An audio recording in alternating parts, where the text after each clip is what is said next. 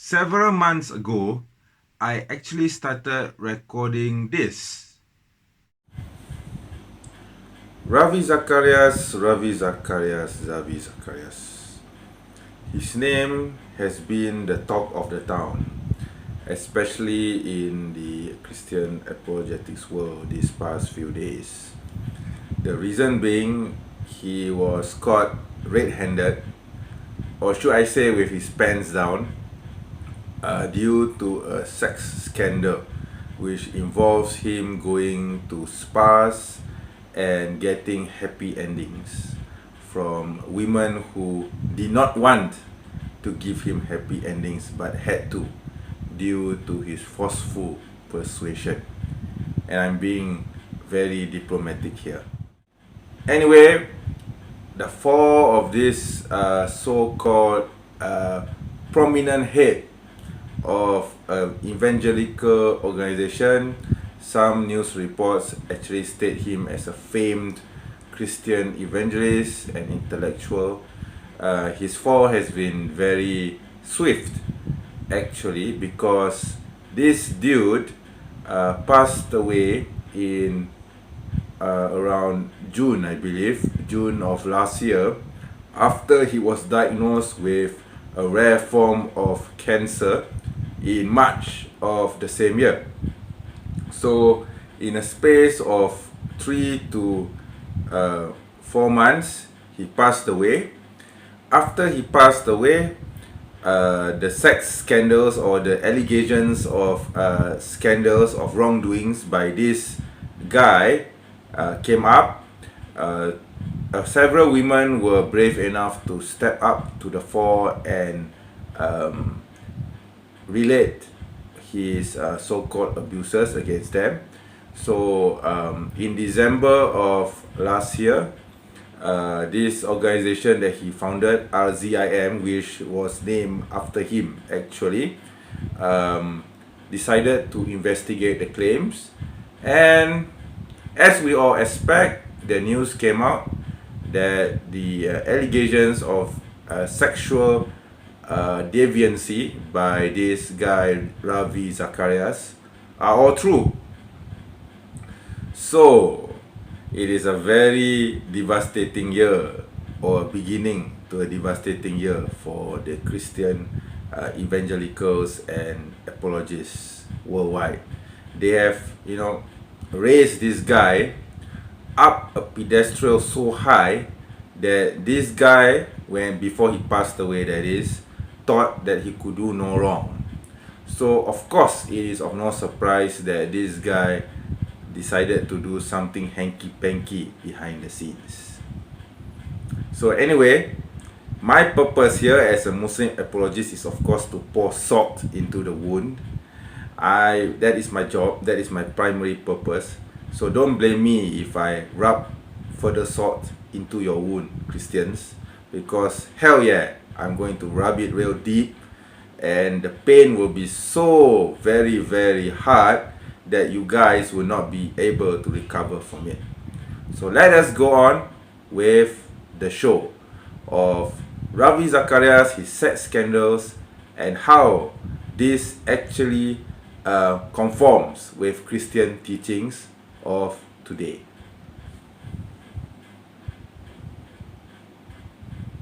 That was when I was in the southern state of Johor, and after I returned to Kuala Lumpur, I kind of forgot about the video, and other things happened that got me sidetracked on producing this particular topic. Anyway, everyone now knows the story about the greatest sex apologist that the Christian world has ever produced, Ravi Zacharias.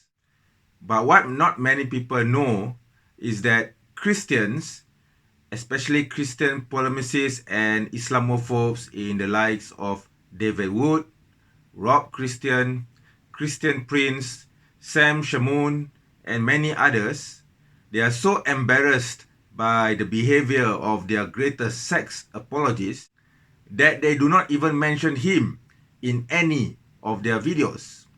They have never touched on the issue of Ravi Zacharias' sex scandal, They have never even mentioned the report which details the behavior of their greatest Christian sex apologist. They have not even addressed the feelings of the victims who must have felt violated after having been ridden upon by the greatest sex apologist, Ravi Zacharias.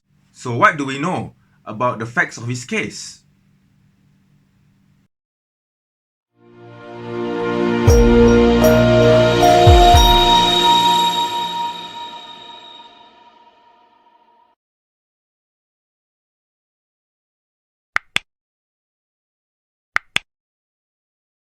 Assalamualaikum warahmatullahi wabarakatuh. Brothers and sisters in Islam, welcome to my channel, the Muslim Apologist. I'm your host, MNJ. Everyone now knows the story of the greatest Christian sex apologist, Ravi Zacharias. He formed a Christian apologetics and ministries called RZIM. He enlisted several notorious names in the likes of Abdul Murray, Andy Bannister, and the cancer patient Nabil Qaidani, in order to use these individuals to attack Islam under the guise of intellectualism. What is not known is that Ravi Zacharias, the greatest Christian sex apologist, was actually a charlatan. This individual actually faked the number of degrees that he had. Soon after, it became known that Ravi Zacharias was involved in various sex scandals, of which it involves him going to the spa and riding on women like dogs and indulge in his wildest sexual fantasies. Long story short, because of the scandal that erupted after the passing of Ravi Zacharias, RZIM hired an individual investigator to find out more about the alleged sexual scandals involving Ravi Zacharias. And as it turned out, there were many.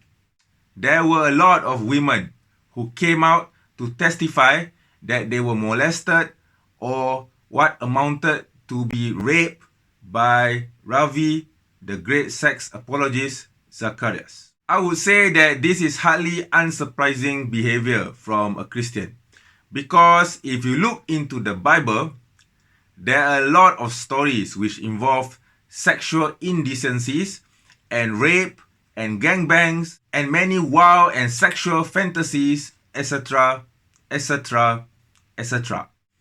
Anyway, just as a caveat to my experience with Ravi Zacharias, several years ago, Ravi Zacharias, back then an unknown Christian missionary, came to Kuala Lumpur to deliver a lecture on the issue of corruption from a Christian perspective.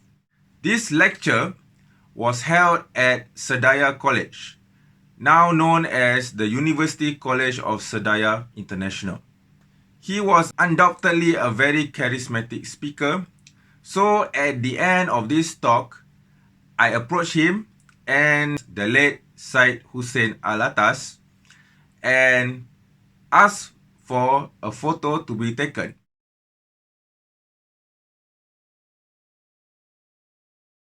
After this event, I did not hear of Ravi Zacharias again until several years later, when he formed RZIM and took in the notoriously fake ex-Muslim Nabil Qaidani under his wing. And the rest, they say, is history.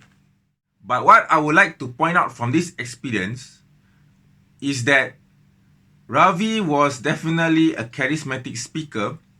He actually managed to convince most of the audience that he was a sincere, honest Christian, and that he did not have any ill will or bad intentions towards others. Now, I wonder, since this report actually mentioned that Ravi Zacharias made several trips to the Southeast Asia region, which included Bangkok, Kuala Lumpur, and many other places, I do wonder, Was Ravi Zacharias actually involved in these activities during that time?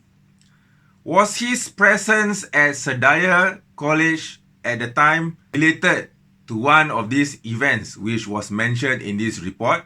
Could it be that while he was speaking to the crowd regarding corruption, which also included me in the audience, he was actually thinking of the next move he would do to another woman? Was he thinking of what sexual position that he would take once he has finished the lecture? Well, I guess we will never know. We will need to ask him. But I guess he's right now too busy to answer questions because right now he's sitting in a sauna together with his best friends Nabil Qureshi, Hitler, Stalin, and Paul of Tarsus. Anyway, that is all I have for you today. May this incident involving Ravi Zacharias' sexual scandals be a lesson to us all. This is definitely not the first time that a prominent Christian individual has been involved in a very huge sexual scandal. And it will definitely not be the last. As Jesus himself said, only a good tree would produce good fruit. The question here is Christianity a good fruit? Again, thank you for watching. If you like this video, please do not forget to give a thumbs up. As usual, if you like my channel, please do not forget to subscribe in the box below. Inshallah, I'll see you again in a future video. Assalamualaikum warahmatullahi wabarakatuh.